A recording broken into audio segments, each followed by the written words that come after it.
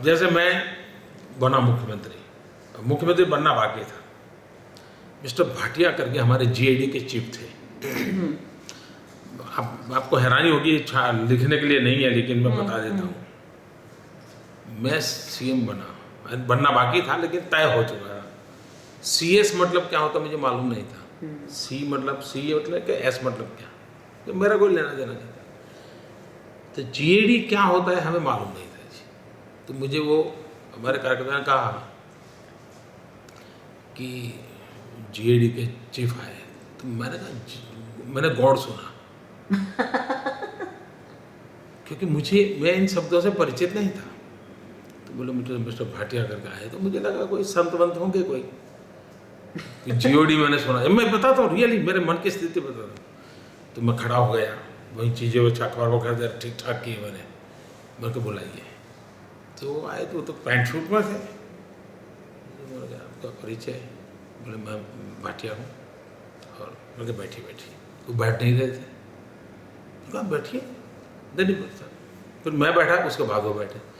तो वो bureaucratic discipline वाले थे, हमें ये सब ज्ञान नहीं था। हमसे उम्र में भी बड़े बड़े दिखते थे वो। और बोले साहब मैं यहाँ जीआईडी का डिपार्टमेंट देखता हूँ। जीआईडी माने? GAD, general administration. तो बोले मैं इसका चीफ हूँ। अब उस डिपार्टमेंट में क्या आता है वो भी हमें मालूम नहीं था। हम उसको शब्दों को भी समझने की कोशिश करते थे। मैं मेरा बिगिनिंग बताता हूँ। उन्होंने कहा साहब चीफ मिनिस्टर चैम्बर में कोई बदलाव वगैरह करना हो, कुछ व्यवस्थाएं खड़ी करनी हो तो आप बताइए। मैंने कहा देखो भाई, मैंने जो चीफ मिनिस्टर चैम्बर देखा नहीं है। हाँ, लेकिन मैं सरकार से बहुत दूर रहता था। अच्छा। मैं दिल्ली में रहा, रूलिंग पार्टी का मैं जनरल सेक्रेटरी था। लेकिन आपने मुझे दिल्ली में कभी किसी गलियारों में कहीं फोटो में नहीं देखी होगी, अटल जी के ज़माने में। लेकिन मुझे बाद में PMO में मैंने अटल जी का चैम्बर तब देखा जबकि मुझे स्पोक्स पर्सन के नाते काम आया मेरे सर पे। तो रूलिंग पार्टी के स्पोक्स पर्सन के नाते स्वाभाविक है कि मुझे PMO से टच में रहना पड़ता था, क्योंकि रोज़ उसी संबंध में कुछ न कुछ मीडिया को कहना पड़ता था। तब जाकर मैं PMO में गया और पहली बार मैंने अटल जी की चैम्बर देखी।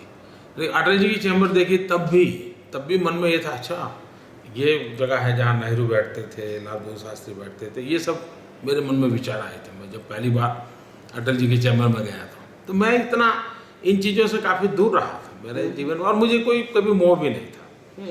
मैं दिल्ली में भी रहता था तो एक खटिया थी मेरे पास, बस, बाकी कुछ नहीं। पानी तांबे के घड़े में पानी पीता था, तांबे का घड़ा। तो उन्होंने मुझे कहा कि नरेंद्र भाई, चीफ मिनिस्टर के नाते आप कुछ बता। मैंने कहा भाई मैं चैम्बर देखा नहीं है, अंदर क्या होता है क्या नहीं हमको मालूम नहीं है।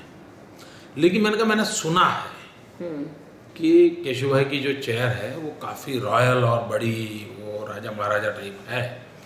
मैंने कहा वो अगर बदल सकते हो तो बदल देना, लेकिन कोई नई चेयर मत लाना। कहीं डिपार्टमेंट में एक आध पड़ी होगी तो वो रख देना, नई मत लाना। डिपार्टमेंट में पड़ी हुई कोई रख देना। इन वाक्यों को पूरे सचिवालय में स्प्रेड होने में 1 घंटा भी लगा नहीं। सबके लिए आश्चर्य था कि एक आदमी कहता है खर्चा मत करो, अभी तो मुख्यमंत्री बना है, तो ये कोई दूसरी मिट्टी का है। That was the first message मैं बताता हूँ। सरकार को मेरा पहला मैसेज वो था। दूसरा जो मैसेज है वो बड़ा इंटरेस्टिंग है। चीफ सेक्रेटरी मिलने आए हैं, मिस्टर सुब्बाराव थे। तो आए, वो भी आयु में बड़े थे, उनका तो शरीर का स्ट्रक्चर भी ऐसा था कि वो काफ़ी उम्र से ज़्यादा बड़े दिखते थे। हमने बड़ी स्वागत किया, उनको बिठाया, तो वो मुझे साफ साफ करने लगे। अब हमने ज़िंदगी में साफ शब्द सुना नहीं था, हम भाई शब्द ही सुने हुए थे या जी शब्द सुने हुए थे, नरेंद्र जी या भाई साहब, ऐसा ही सुना था। साहब शब्द मेरे लिए नया था, तो I was not comfortable.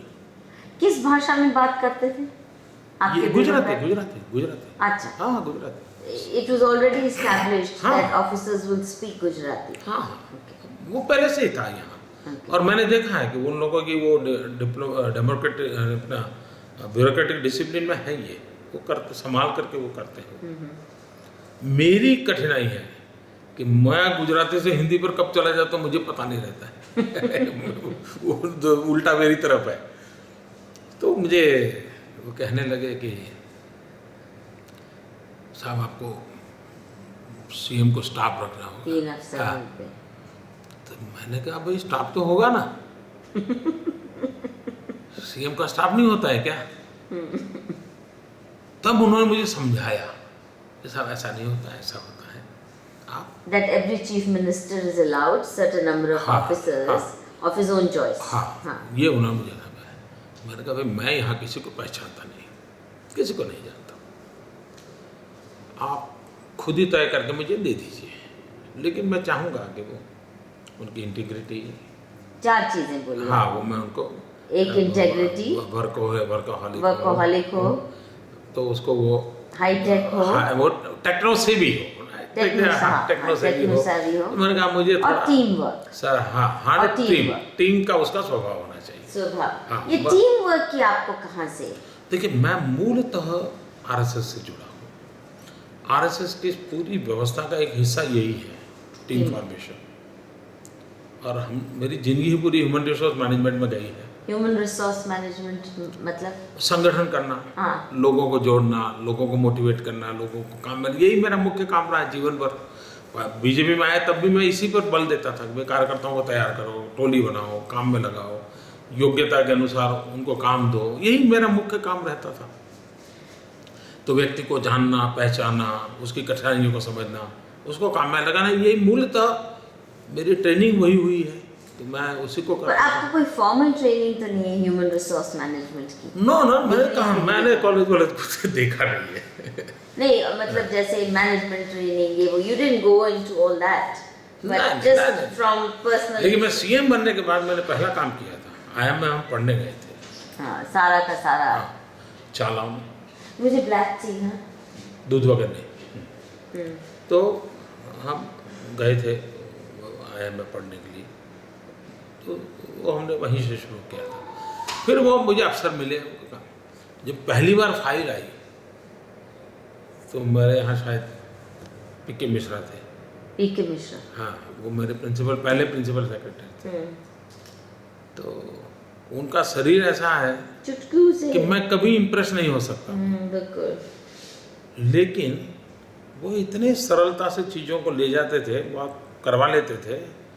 First time मुझे लगा कि एक ब्यूरोक्रेट क्या लाइफ होता है, मुझे समझने का अवसर मिला उनसे। उन्होंने मुझे बताया कि आपको यहाँ साइन करना है। मैंने क्या किया, फाइल दी तो मैं देखने लगा। फाइल लाए, मैं देखने लगा। मैंने कहा भाई इतना फाइल मैं कब पढ़ पाऊंगा, और आप तो कहते हैं साइन करो। मैंने कहा मैं पढ़े बिना साइन कैसे कर सकता हूँ। तो उसने मुझे समझाया कि साहब ये मेन चीज़ें होती हैं, आप इस पर नज़र कीजिए। तो मैंने पढ़ा तो मुझे समझ नहीं आया। मैंने कहा मुझे ब्रीफ कीजिए क्या होता है, कैसे, मुझे समझाइए आप। और मुझे याद है जैसे एक छोटे बच्चे को सिखाते हैं, मुझे वो पीके मिश्रा ने सिखाया था। फिर मैंने अपना जेब से पेन निकाली, बोले साहब आपकी पेन नहीं चलेगी, लाल कलर से करना पड़ेगा। वो पेन ले गए थे, इस कलर से करना। तो मैंने पूछा ये कलर क्यों अलग मेरा, ये ग्रीन क्यों, ये बोले सब मुझे समझाया कि इस लेवल का ऑफिसर इस कलर से साइन करता है। यानी मेरा इस प्रकार से मेरा शुरू हुआ है।